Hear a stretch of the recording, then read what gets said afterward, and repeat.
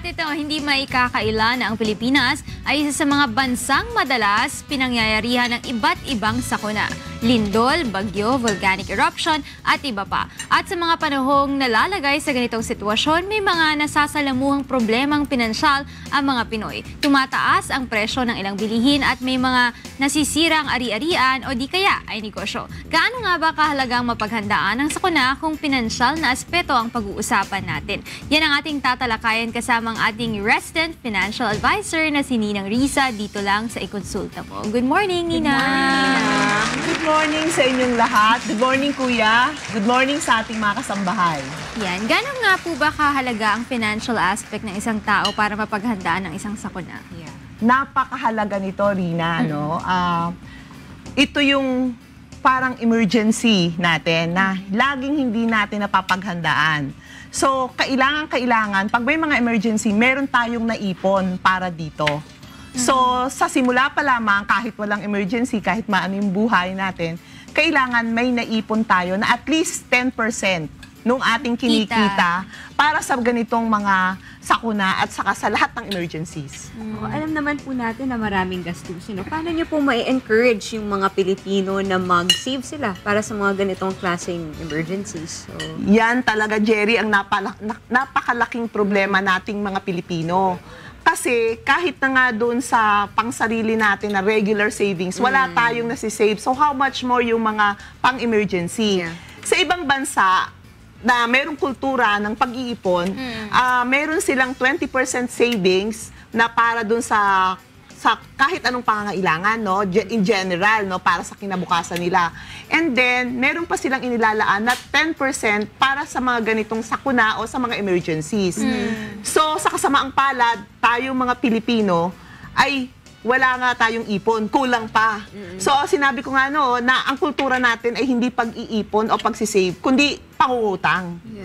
So, talagang napakahirap at siguro sa ganitong mga pagkakataon, pwede nating talagang maging advocacy na mag-save ang mga Pilipino para sa sakuna at para sa pangkalahatang pangkabuhayan nila. Pero do you advise ni ng Riza na yung pag-save mo ng let's say 10-20% for emergency ay nakalagay sa bahay o you put it in the bank? Kasi pag nasa bahay, minsan matempt ka eh.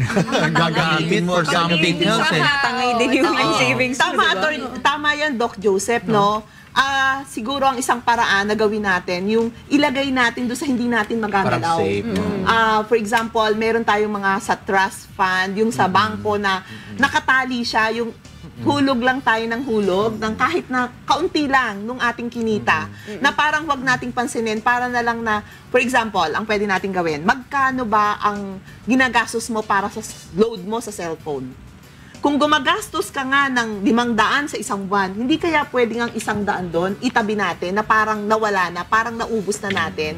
And then yun, wag nating isipin na savings natin, basta ilagay lang natin ang ilagay doon. At disiplinahan natin yung sarili natin, nakukunin lamang natin yun kapag talagang may emergency. So yun yung sinasabi niyo kanina, paano magiging handa ang mga Pinoy tuwing may sakuna. Ano naman po yung maging problema natin financially kapag, kunyari, may sakuna na, di ba? So ano yung mga patong-patong na maging problem natin? Ang una, pag may sakuna na ganyan, talagang kailangan ng pera. So, it's a matter of life and death. So, ang mangyayari dyan, kung wala kang pambili ng gamot, wala kang pambili ng pagkain, di mamamatay ka. Yan ang worst na pwedeng mangyari sa atin. Biro mo, siguro yan yung kailangang ibukas ang mata ng mga Pilipino na may mga anak ka, may asawa ka, may mga kapamilya ka. Kung wala kang naipon na pera, maaaring hindi mo malunasan kung nagkaroon ng aksidente, kung nagkaroon ng ganyan sakuna, hindi mo talaga sila mabigyan ng karampatang gamot o lunas at mamamatay talaga sila. So siguro, kung yun iisipin natin, baka siguro ma-encourage tayong mga Pilipino na mag-ipon tayo o paghandaan natin ang mga ganitong sakuna. Pagkatapos naman po ng isang sakuna, paano naman po makakabangon tayong mga Pinoy? Katulad ng mga nangyari natin sa Leyte, no? Maraming Sa mga Yolanda. nagbibigay sa atin ng tulong. Siguro, ang kailangan natin ay paghandaan naman na mayroon tayong kakayahan para pagkatapos ng mga sakunang ganito ay yung mga skills natin na yan ay magagamit natin para makabangon tayo at mayroon tayong pagkakitaan. For example, sa Leyte, maraming nagbibigay ng puhunan sa mga yung mga skills na kunyari pagtatayo ng bahay. So kung marunong ka konti ng carpentry, marunong ka ng pag-welding, marunong ka ng mga maraming skills, then kaagad makakahanap ka ng trabaho. O kung hindi man trabaho, yung bahay mo, for example, kaya mo ikaw na ang gumawa. Pero these are for individuals who know. What would you advise entire communities kung wari na nasira talaga? Is there a mechanism, for example, pwede ba silang magkaroon ng kooperatiba or together they have their own livelihood projects? What would you advise them? Napakagandang tanong yan, Jerry, yun pa ang isang kailangan natin, magkaroon tayo, nandun sa ating mga Pilipino yung bayanihan spirit So, kung nandun na yung bayanihan spirit, bakit hindi tayo magtulungan? Hindi yung ang ginagawa natin ay hinihila nating pababa yung isa, nagkakainggitan, pag umasenso yung isa, gusto mo, kunin mo. So, it's the value system na naman na look at Japan nung nangyari yung tsunami doon. Lahat sila, kahit nagugutom, nakapila sila. Ang hirap sa atin, ang daming tumutulong. For example, sa Yolanda, nagdanakaw pa yung iba. At saka hindi sinishare. Masyado tayong makasarili. Akala natin, pag makasarili tayo, tayo lang yung aangat. Pero pag hindi natin iniangat yung iba, babagsak din tayo at the end So, kailangan talaga magtulungan. Atin pong ibalik yung ating kultura ng bayanihan. At syempre, kailangan, meron tayong disiplina sa sarili natin. Correct. Ano naman po yung maging advice nyo sa mga tao na kailangan mag-ipon sila, kailangan itong percent na to itabi nila? Paano naman po yung advice nyo sa kanilang ibibigay? Sa atin, una, bago tayo makapag-ipon, kailangan may kita tayo. May kita. Yes. Kung wala, wala. Kung wala, wala. So, kailangan lagi mag-iisip tayo ng paraan para kumita. Yeah. Titingnan natin, magkano ba yung kailangan natin and hindi tayo kikita ng para lang sa kailangan natin. Kailangan isipin natin lagi na may extra tayong kinikita para ngayon, yung extra magiging part ng savings natin. Dahil kung wala tayong extra at kulang pa yung kinikita sa basic needs natin, hindi rin naman tayo makakapag-ipon. So, in general, hindi tayo makakapag-ipon. Lalo na sa pang-emergency, hindi natin talaga mapag-iipunan yan. Pero Ninang, kasi this is for middle-age class groups, di ba? Madali, no? Siguro they will learn na mag-ipon.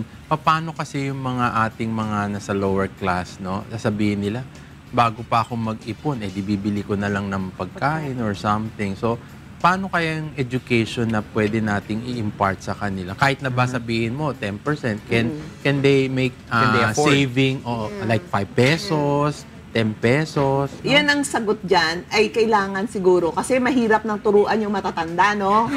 Although we are trying to teach them. So, ang kailangan siguro sa bata pa lang, isama na natin yan sa curriculum. Incorporate na natin as early as kindergarten. Kung paano ang mag-ipon, bakit kailangan mag-ipon. Kailangan talagang turuan natin ng kultura ng savings ang mga Pilipino. I think it's a very good project for Filipino to talagang isang advokasya yan natin siguro sa gobyerno at siguro sa Department of Education. Hello, Brother Armin. Yung kultura natin ng savings, no? At importante din, yung mga nagtuturo, yung mga teachers. Dapat turuan din natin yung mga teachers ng kultura ng savings at hindi yung nangungutang. May formula ako dyan.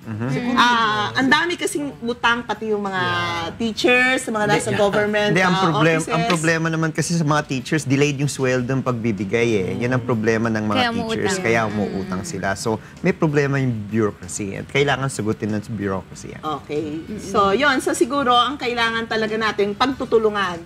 Gobyerno at saka tayong mga tao. Education also, yung especially Department of Education, yung CHED, at saka yung mga merong mga impluwensya na tao, kailangan na may impluwensyahan yung mga bata para magkaroon ng ganyang kultura. Ayan. So, pagtitipid, pag-ipon, pagiging madiskarte, at pagtutulungan. Yan lang tutunan natin kay Ninang Riza for this morning. Siya po ang ating resident financial advisor. Dito lang yan sa ikonsulta mo. Thank you, Ninang! Thank you!